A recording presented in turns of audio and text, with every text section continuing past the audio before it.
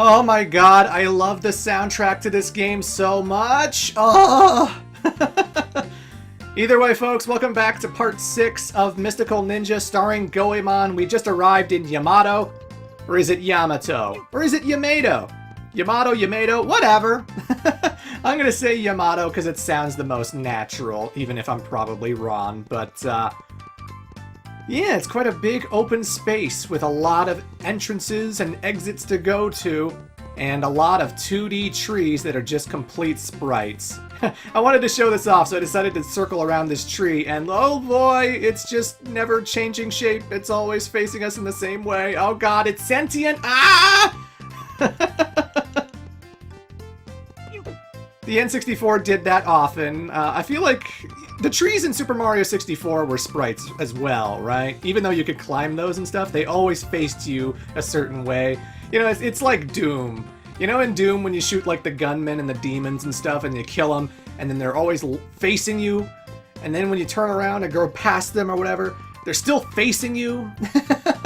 Because they're sprites, you know? They aren't 3D models. They're sprites, and there's really nothing else they can do with that, so... I don't know, it's just fun. It's just fun to see that the trees are like that. Limited technology. It was 1997 when this game came out in Japan, 98 when it came out in North America, you know. So the Yamato Shrine is closed, but we'll be getting into that real quick. We have 2 entrances I can go to. The one on the left leads to Awaji Island, which I need to go to in order to finish the story, and the one on the right goes to Turtle Rock. A supposed dead end, but actually Turtle Rock will be taking us to Awaji Island as well, so I'm going to be going to Turtle Rock first. Turtle Rock is actually a real thing in Japan. There's probably a lot of real things in Japan that I'm not acknowledging. Someone in the comments mentioned that Benkei, the Gojo Ohashi Bridge guy, is actually supposed to be based on a real thing that even Gilgamesh from Final Fantasy was based on, and I would never have known that. I'm sorry, I'm not huge on my Japanese folklore. I don't know all these things. But I did look up Turtle Rock, and it is that actual thing in Japan, otherwise known as Kameshi. And, yeah, it's just interesting. It's just interesting that they're taking from so many established things from real life to actually make this game. It's interesting, you know? Anywho, folks, the Yamato Shrine had magical barrier that was not letting me in, but then I pushed the Turtle Rock a certain way, and now the barrier opened, and I was teleported to the entrance of the shrine. I didn't jump cut or anything. I went, pushed the rock, and teleportation, yeah, zip-a-doo-doo-da, just boom, here I am. And the reason I want to go into this shrine is because there are 2 fortune cats in here. 2 of them. Not a mandatory place, but it is something to climb for some extra health. And those are always the best kind of secrets, aren't they? The thing with Turtle Rock is that there's like 4 different pathways you can push it to, and the signs tell you what kind of fortune you'll get if you push it a certain way, you know? And I'm going to be pushing it in 3 directions. Mainly for the Fortune Cat, mainly for the Yamato Shrine, and also the destination to Awaji Island, which, in general, it's generally... In general, it's just to get Fortune Cats. It's the only reason I'm interacting with Turtle Rock at all. If I was speedrunning this game and I didn't care about the health, I would just completely not even go near it, you know? But it has a lot of Fortune Cats I can get out of it, so I'm going to be taking advantage of that. Oh, yeah. Again, feels like this place should have enemies. It feels like the Yamato Shrine should have some things I have to dodge. I don't know, where are those, like, those doll things that were shooting bullets in Mount Fuji? Where are those things? Also, I just picked up an extra life. You'll notice at the bottom, Goemon's head, ×3. That's his life count. If I lose all my lives, it's game over. But the good news is there is a continue option, just like the Super Nintendo game. If you lose all your lives, you'll just start from wherever you died last. It's not like it's a big, big hurdle. It's not like you absolutely need a save controller pack in order to hang in there. No, you can still continue from where you left off. You just can't turn off the game. You just can't turn off the game. And, you know, because you have such a big health bar by the end of the game, lives feel kind of meaningless. They feel like they're there because lives are part of video games. But really, you're barely going to even remember that you have lives. At least, that's my experience. Little children playing this game probably died a lot. And the game over screen, I'll have to show off the game over screen for this game, because it's something else. It's something else. But I push the turtle rock this way, and it drops a fortune cat in the center. Yeah. But I can't push it back the way it came, so I actually have to leave this area and then come back in for the turtle rock to reset. It's very strange, but still, I like the atmosphere this game has. It's just, you know, it's so steeped in Japanese culture, and there's such a distinct Japanese sound to all the music and stuff. It's just very nice. It's very nice, you know? I've never played very many games like this. It's awesome. The one direction I'm not pushing it towards would make a whole bunch of cash rain from the sky. Just a whole bunch of Rio for me to collect, but I don't need money. I mean, I do, but not now, you know. I'll get money later. For now, we're going to go to this island, which spawns this gate, and now I am at the frame rate killer. Yeah, Mystical Ninja starring Goemon. It mostly runs at 30, but sometimes it can run pretty badly. I am playing on an authentic Nintendo 64. This is not an emulator. I am playing on the real deal, and this is where the frame rate goes to hell. At the husband and wife rocks. Sometimes it goes to like 15, 20 frames when I'm just trying to get through here, and I'm like in slow motion, and I'm, you know...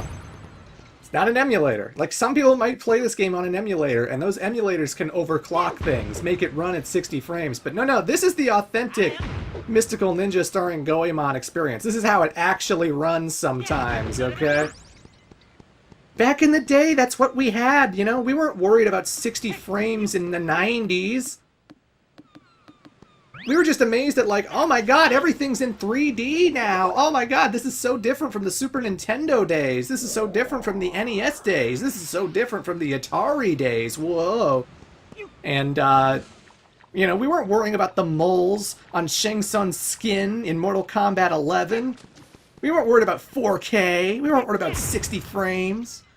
It was a different time. It was a different time. It was a different time. I have been studying long and hard about turtle stones, but there's one thing that's always bothered me. Why are they turtle stones? Why not, like, rabbit stones? Well, I mean, they don't look like rabbits, so, you know, unless it has a big, pointy ears, that would be quite the rock. That would be a special rock, I'll tell you. But, they don't, so no. It's when I come across a coffee shop that I feel most relieved. Don't you agree? It's pretty nice, it's pretty nice. Problem is, to the equivalent of that in Canada, it's like Tim Hortons. And I would hate to think of every coffee shop I'm visiting in this game to be the equivalent of a Tim Hortons, you know? I mean, I guess it might be, I suppose, but, you know... Anyway, folks, this is Awaji Island. One of the entrances from Yamato led to this place. I'm not going to go back to the entrance to show you where it came from, but... we would be going here anyway, so now we're here. It's just we got teleported here from the Turtle Rock. So there's two ways to get to Awaji Island. And, yeah, just got a lot of fortune cats. My health went up a little bit. And I still have one more to collect. I still have one more, because hiding to the left is this little alcove, and there is a fortune cat under there. So I'm going to jump down. Woo! And booyah! How many did I pick up today? 2, 3, 4, I think 5? I just picked up 5 fortune cats in this one video alone. There is so much health to be gained. It's very good, very good.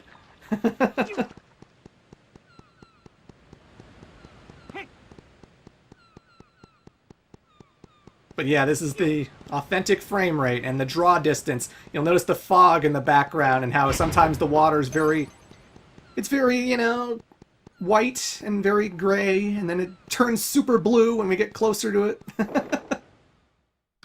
It's just the way it was, just the way it was. This is Oedo Tourist Center, Awaji Island branch. We will carry you to Shikoku at once with our proud dragon. Dragon? Is what we really want to say. Our proud dragon has suddenly gone wild and cannot carry you now. Can someone do something about this? May I help you? Wow, really? That's great. Okay, hop on the back of the dragon. Enter this machine. Again, the technology of Edo, Japan in the Mystical Ninja series is very peculiar because they've got teleportation devices that let you ride frickin' dragons instead of airplanes. We ride dragons in order to get to where we need to go. That's amazing. That's amazing. It's incredible. So we're on top of this dragon, and there's a whole bunch of dog heads, and pretty much that. Oh, and also those things. Those weird, like, not bumblebee orange ball with a party hat thing. What the hell are those, anyway? I'm sure it has something to do with Japanese folklore, whatever those enemies are supposed to be, but, I believe they actually can knock you off the dragon, so you gotta be very, very careful. And you'll have to go back to the Awaji Island Tourist Center to get back on. Although I haven't fallen off of it in a while. That's what I remember from as a child, you know. What is it? What? Do you suppose that machine? Test, testing, ahem. Well now, ta-da! You're absolutely right! We kidnapped kids with dancing talents using this dragon! I, the mighty Colon, am so smart. Might you be one of the Peach Mountain guys? My. How do you know about us? Ooh, I get it. You must be the annoying clowns Baron was talking about. Annoying clowns? What? Anyway, I'm gonna beat you all up. Control machine, go get him! Okay, we got sort of a boss. I say sort of a boss because it's pretty basic. It shoots a whole bunch of bullets, it stops, we hit it, and then it starts spinning again and shooting more bullets. When it's yellow, we can't really damage it, and we're close to the bullets, so that makes it a little bit tricky. And the dragon is actually tilting left and right this whole entire time, which can make it a little tough. Like, sometimes it's a little steeper, so it's a little slower to get up there, you know? And we can always fall off, like I said, but, you know. As long as you stay a good distance away, it's really not that bad. Just jump over the bullets, get in when the yellow goes away, boom. It's all he can do, it's all he can do.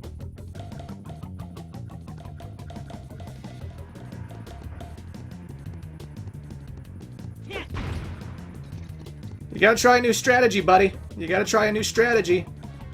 Maybe if you had henchmen helping you out, maybe if the dog heads were coming in, but... Oh wells.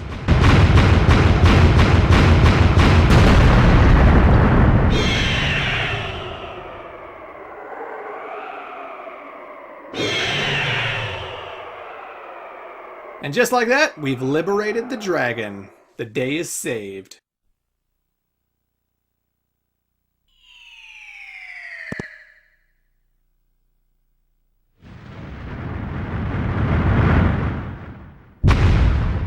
Ow!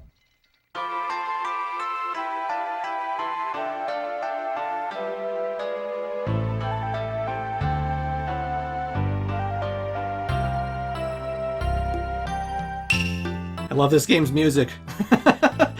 Was that you? That dragon? Yes, it was me. My name is Koryuta. What's been going on all this time? Yes, Dragon, who had been hypnotized by the Peach Mountain, was actually none other than Koryuta, the son of the Dragon God. Goemon and allies explained everything to Koryuta. Oh no! So, you're telling me that I was the one out there kidnapping kids all over the place? I don't know if I can recover from this. I'm a bad guy. A villain. A criminal. A demon. A devil, right? Calm down, calm down. You were hypnotized. There's nothing you could have done about it. But still... By the way, don't you remember anything that happened? Like, where did you take the children? Ah, yes! That's right, the hot springs! Hot springs? I remember going to the Dogo Hot Springs just west at Iyo. The Dogo Hot Springs? That's a popular spot.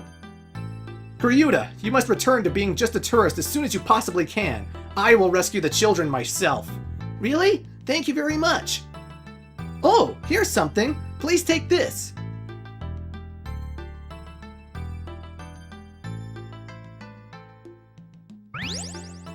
What is this flute? At any time or any place you play that flute, I will arrive right by your side in dragon form. I will take you to any town, village, coffee shop, or castle you've been to. That would help tremendously, but I have no idea how to play the flute. I know how to play the flute. Me too! Okay then, Yai, I'll hand this flute to you. Why not me?